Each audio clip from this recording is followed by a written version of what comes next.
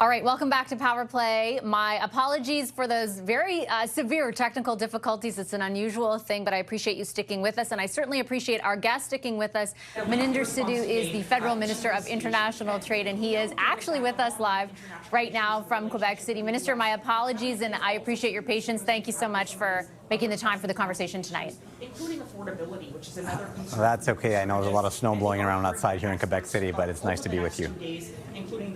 Lots of snow there, lots of snow here.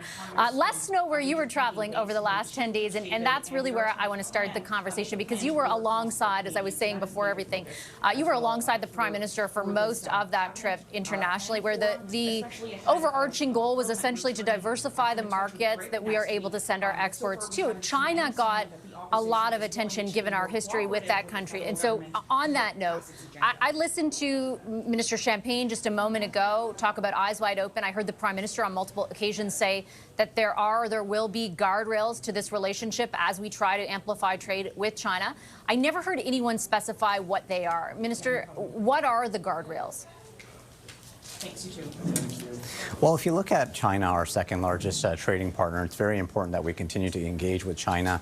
Very successful trip. We've been working with them, to negotiate agriculture access. In fact, over $7 billion of agriculture access for canola, for seafood, for beef. In fact, our very first shipment of beef is already out there now. Canola's out there as well. And so it's very important that we continue to open up access for our producers, for our workers, but also about EVs. That's very important as well. Especially being an MP in Ontario, speaking to workers. Stellantis is in my riding, 3,000 people laid off. Speaking to those workers, they asked me, they just say, we want to build cars. We don't care who we build them for. We just want to build cars. And so this is very important in terms of attracting joint venture opportunities between Chinese and Canadian companies to help build those cars in Canada. And I appreciate, Minister, the economic case, right, as you lay it out for more trade with China. But my question with respect was about the guardrails that your government is planning to put in place. I know our audience and you will be familiar with the fact that in April, the Prime Minister, in response to a question in the election debate about what is the greatest security threat facing Canada, his answer was China. So the question around guardrails pertains to that. Like, what guardrails is your government going to put in place to help navigate this relationship so that we do not suffer as a result of, more trade with China? So part of the agreements that we signed on the ground in China was law enforcement collaboration, cooperation with each other to keep our communities safe. And so I think that's very important for those watching so they understand, what we're doing there. We're making sure there's partnerships on energy, on agriculture, on consumer goods, but also, of course, public safety and law enforcement is very, very important. We want to make sure that our citizens' safety is never compromised. And so, going in with eyes wide open, as you said, is very important to our government. But, as the Prime Minister said in Davos, we need to see the world for what it is, not what we wish it to be. And so we need to approach it very pragmatically and constructively, and that's exactly what our government is doing. But again, with respect, Minister, I'll reference comments made, by the Liberal Party, by the government at the time, when you introduced the Indo-Pacific strategy, whose, primary aim was to develop a strategy to counter the increasing power of China. China's rise as a global actor, Melanie Joly said at the time, is reshaping the strategic outlook of every state in the region. It seeks to shape the global environment into one that is more permissive to interests and values that increasingly depart from ours. The China of 1970, she said, is not the China of today. China is an increasingly disruptive global power. Are you telling me that more cooperation between law enforcement agencies is going to counter that or protect Canadians from the impact of that? Well, those conversations are very important to keep our community safe, and so dialogue is very important between two countries to make sure that public safety is paramount.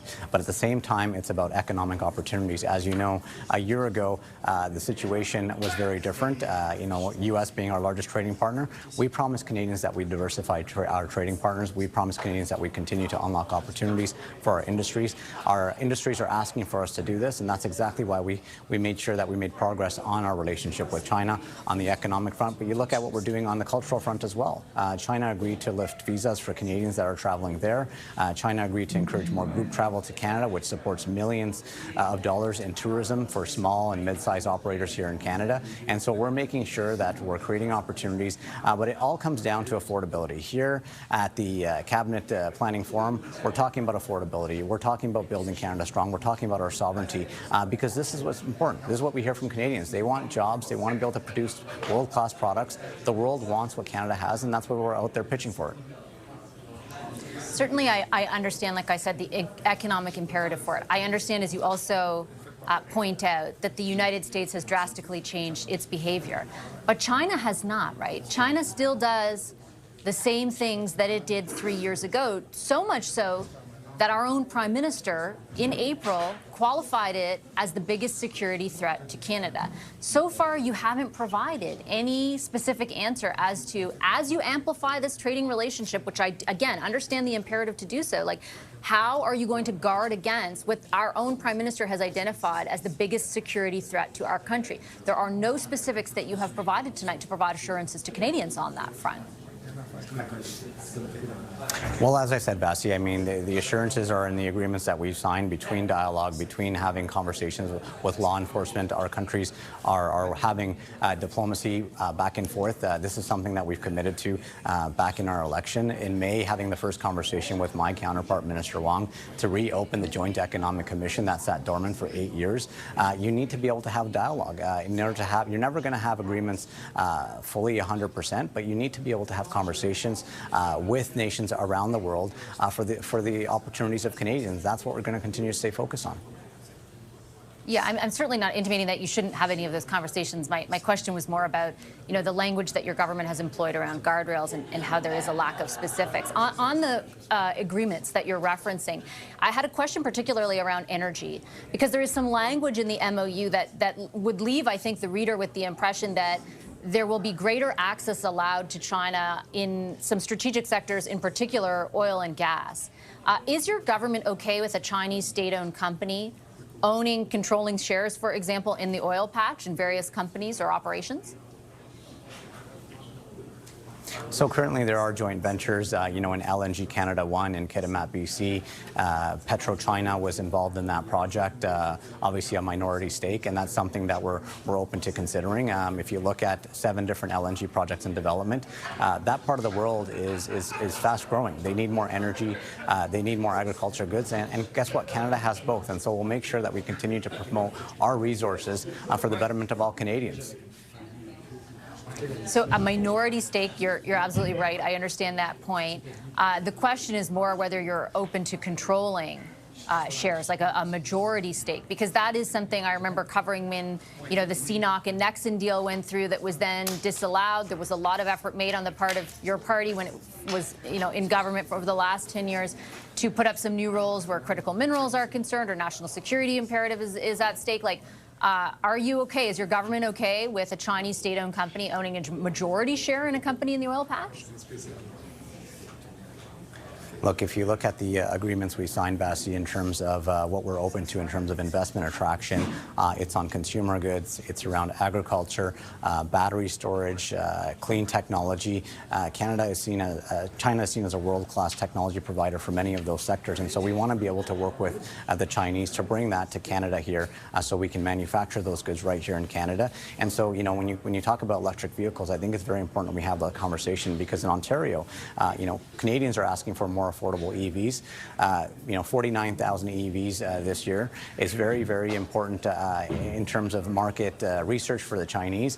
You know, when you want to deploy billions of dollars in manufacturing plants in Canada, you want to be able to understand the market, and so I think that would give them a good market sense, hopefully in the next couple of years, to sign joint ventures and produce those vehicles right here. But in the meantime, that will provide more affordable vehicles for Canadians. Respectfully, my question was on oil and gas and that aspect of energy. You mentioned clean energy and electric vehicles, but since you did mention electric vehicles, I'll just conclude by asking you about that. The reason that Chinese EVs are so much cheaper than the ones made in Ontario or in Canada is because the Chinese Communist Party has set up a system of subsidization to allow for those vehicles to be so much cheaper. Is that the right way to impact Canada's economy? Well, if you look at what the Chinese have done around electric vehicles, they're seen as a world leader. They've set up plants in Europe. They've set up plants in different parts of the world to help produce those goods and especially those EVs. And so you look at our technology here and you look at their technology, they're miles ahead. And we need to be able to catch up. We need to be able to provide opportunities for our workers here in Canada, for the workers in Brampton. And so one of those opportunities is in electric vehicles. Look, we produce over 1.2 million vehicles a year, 49,000 vehicles. Access to the Chinese will allow some market research, but it will allow Canadians with cheaper, affordable options, but also hopefully lead to joint ventures right here in Canada for Canadian workers. But what if they don't, and you've just let in cheaper, subsidized vehicles that our own companies and our own car makers can't compete with? So my conversations with automakers around the world is, usually if they're able to produce about 100,000 or ship about 100,000 vehicles to a certain country, it might make economical sense for them to open factories in our country here. And so when you look at year one, it's 49,000. It goes up by 6%, year after year. But again, it comes down to market access, market research. Anybody with private sector experience would tell you, Vasi, that they need to have experience in a market in order to deploy billions of dollars to build these auto plants. And that's exactly what we have here in Canada. We have the most educated workforce in the world. We have global access with our trade agreements, and we're stable and reliable. And this is what investors are telling us, whether I was in the Middle East, whether I was talking to industry experts in Davos, but even in China. They're looking at Canada to hopefully set up joint ventures for manufacturing of those electric vehicles right here. Okay, Minister, I'm out of time. I appreciate your time, and like I said, your patience off the top there. Thank you so much. Thank you. There's a lot of noise around me, but I appreciate your patience. Thanks, Vasi.